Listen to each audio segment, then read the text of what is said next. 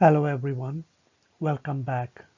My name is Dr. Vijay Bhatia and today we are going to discuss about delirium, acute confusional state commonly known. We will look at the symptoms and how to identify those symptoms. Delirium, it is acute confusion. Delirium, by definition, is an etiologically non-specific organic cerebral syndrome characterized by concurrent disturbance of consciousness and attention, perception, thinking, memory, psychomotor behavior, emotion, and sleep-wake cycle. Etiologically mean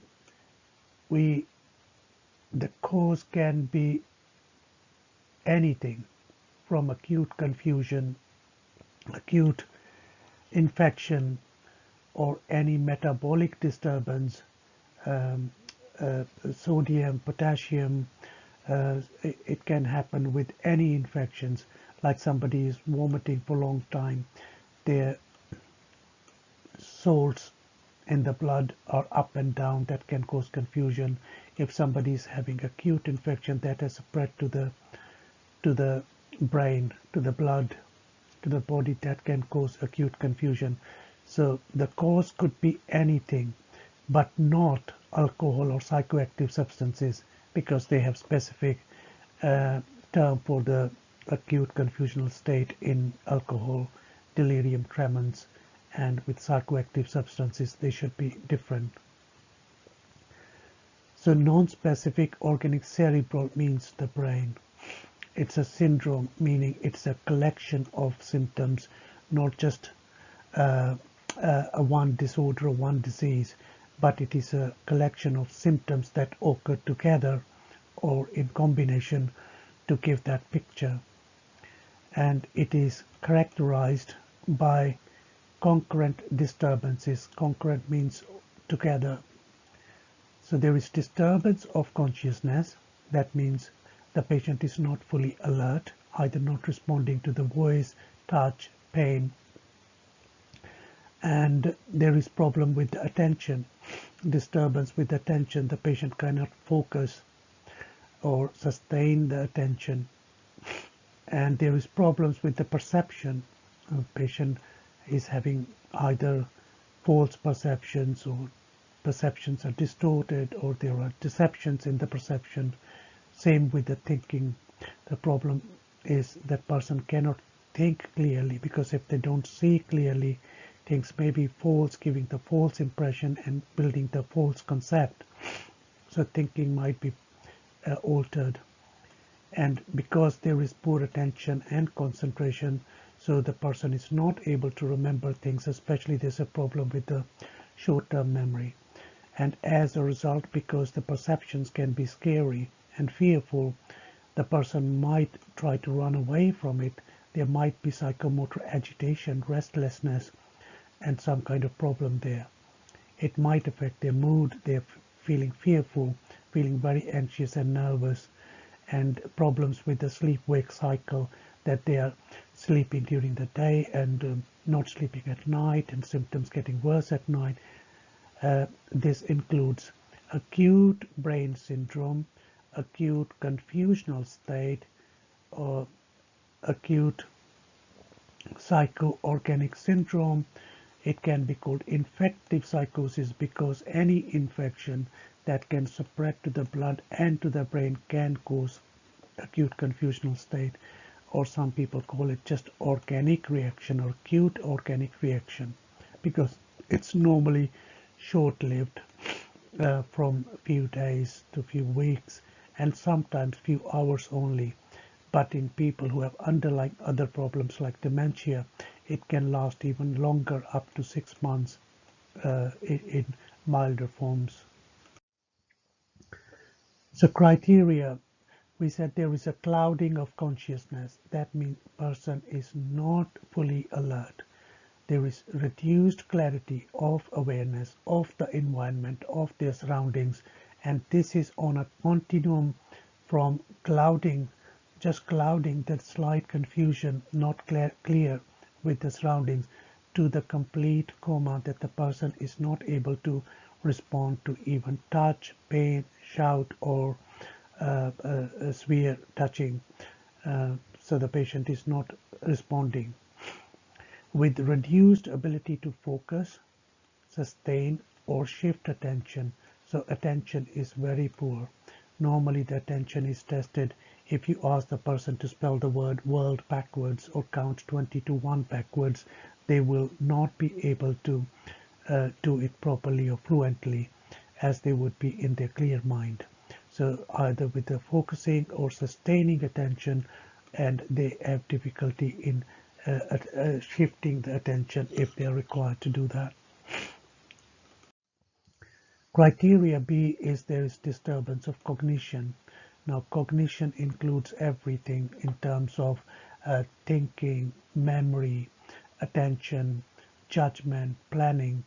So all these things can be affected, and mainly we will be looking at, is the person able to remember something immediately? How did they come to the hospital? What happened to them? They will not be able to recall the immediate memory and recent memory. If you ask them to remember 3 words and ask later on in few minutes or 5 minutes or after distraction, they will have problems with that.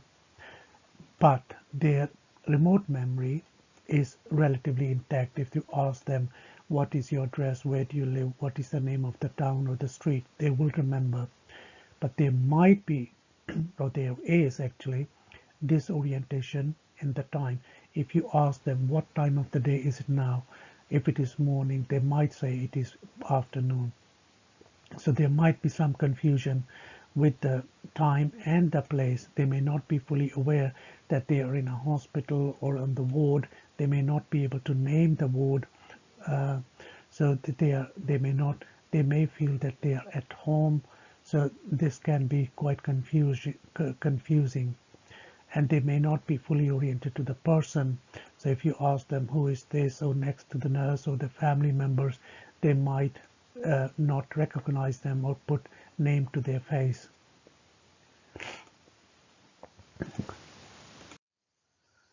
Criteria C. At least one of the following psychomotor disturbance is present.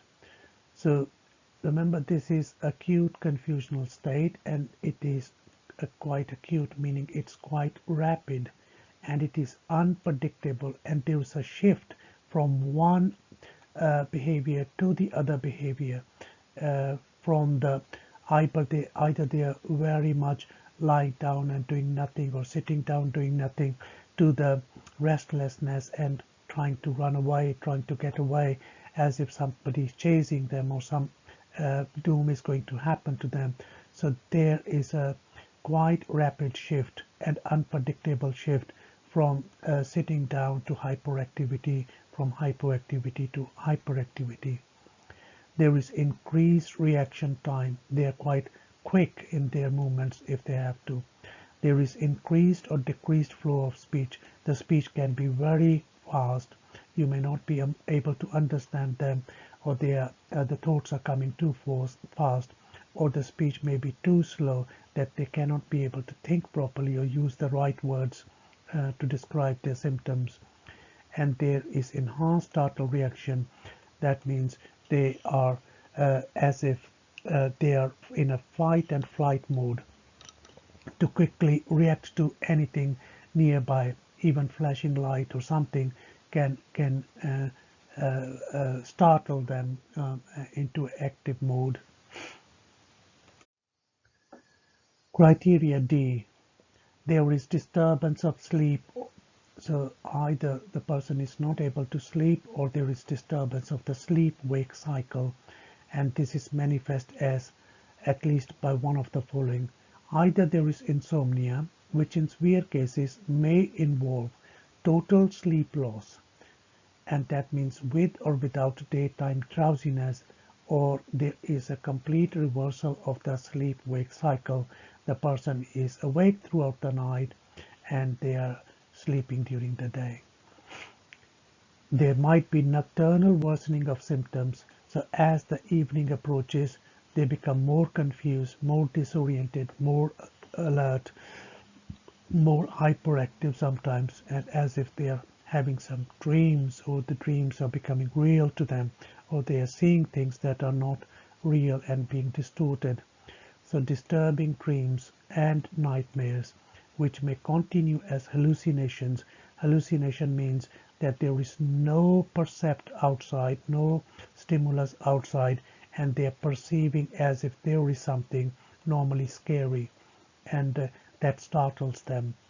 And it could be illusions. That means there is some stimulus which may be quite faint or very minor, but the person is interpreting as different, distorted perception, and this can happen. So either insomnia, nocturnal worsening of symptoms, or in their sleep they're having dreams and nightmares. Nightmares are when the person feels very scary dream, and they wake up quite anxious, looking very tense, sweating. Delirium. Criteria A. Symptoms have rapid onset and show fluctuations over the course of the day. Now, it all depends upon the severity of the infection, whether it has spread to the brain or to other organs, part of the body. Let's say there is a bacterial infection here, and that has spread to the brain, and how quickly we have treated this infection. It may take a short period to get rid of the infection, and the person will start getting better over a period of time, or infection has stayed much longer, then the symptoms will stay much longer. And it also depends underlying problems. Patient is suffering with dementia, patient has diabetes, or underlying chronic obstructive pulmonary disease of something, or they have low immunity. Depending on the severity and how fast we treat the infection, and other metabolic disturbances like sodium levels, potassium levels, blood sugar levels, if they've been monitored and treated quickly, the infection, the delirium will last less time. However, if it continues for a long time, these symptoms of delirium acute confusion can stay for much longer than you would expect otherwise. Criteria F. There is objective evidence from the history, like somebody have an accident, or somebody has, we know, that caught the infection and the wounds are getting infected, and there is clear history there, either for the physical or the neurological examination or the laboratory tests of an underlying cerebral or systemic disease. It could be any infection, bacterial, viral, protozoal infections, or even the disturbance in sodium, potassium, calcium, thyroid problems, kidney problems, liver problems, anything underlying that spreads or causes some disturbance in the blood and the brain will cause this. However, there should not be any psychoactive substance related, especially like cannabis, amphetamines, alcohol, cocaine. Those things are not included here, that can be presumed to be responsible for the clinical manifestations. So we can do the physical blood test, we can take the history from the patient or from other people, and we do some kind of neurological examination and the lab test to find out if there is underlying cause to it, and then it is diagnosed as delirium, acute confusional state. Although we talked about all those things about the memory, cognitions, and sleep-wake cycle, there is always some kind of emotional disturbances. The patient might be feeling depressed, low in mood, and there might be anxiety or extreme fear. They might be feeling very irritable and restless, or there might be even feelings of euphoria. meaning I am well, nothing is wrong with me, I just want to go away, run away from this place. Or there may be complete apathy. The person is just lying down there doing nothing, not motivated at all.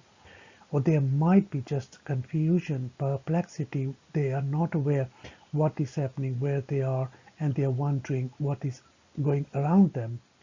So there might be disturbances of perception. We already discussed some of these, like illusions and hallucinations, and often these are visual rather than auditory or other things, but the other hallucinations can happen.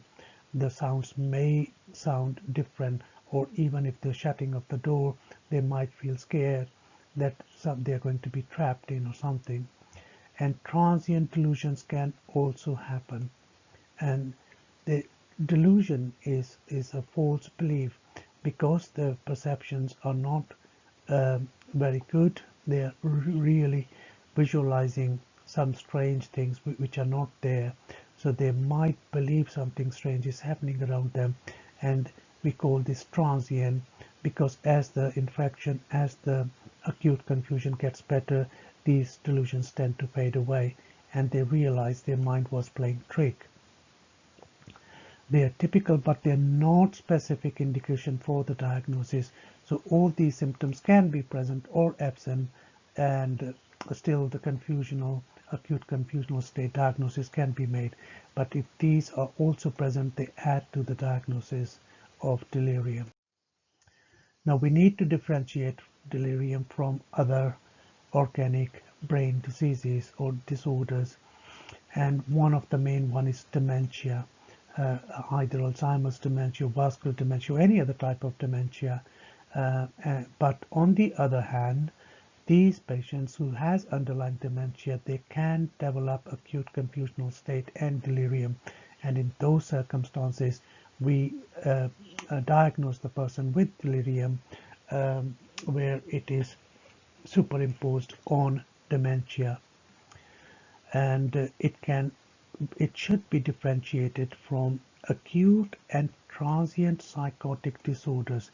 These can happen in patients with borderline personality disorder, or patients who have experienced some sudden acute trauma of some kind. So we need to differentiate this from transient psychotic episodes where the person just believes in a short period of time that they're being chased or somebody is trying to kill them. So this has to be separated. And acute states in schizophrenia, if somebody is suffering from schizophrenia, suddenly they start believing that they are being chased by other people and will be killed. In those states they can have acute episode, acute states, which we should differentiate that this person is not having delirium due to the underlying infections, chest infections or heart problems. And similarly, with the mood disorders, especially in mania, the person may act and behave in a very bizarre way for short periods of time, and that could be part of their manic stupor or manic episode where they are very high in mood, restless, not sleeping, shouting, screaming, and doing whatever they want to do. So the acute confusional states must be separated from these states.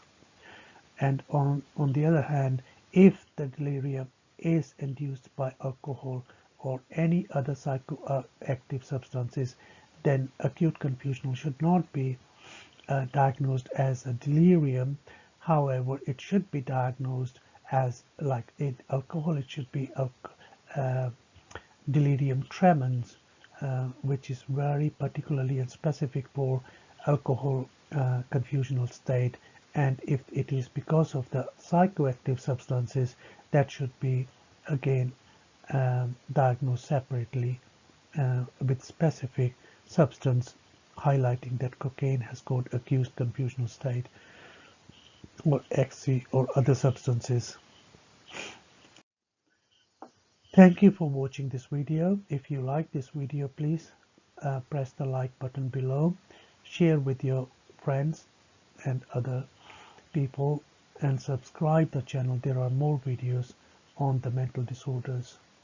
Thank you for listening, and I'll see you in my other videos.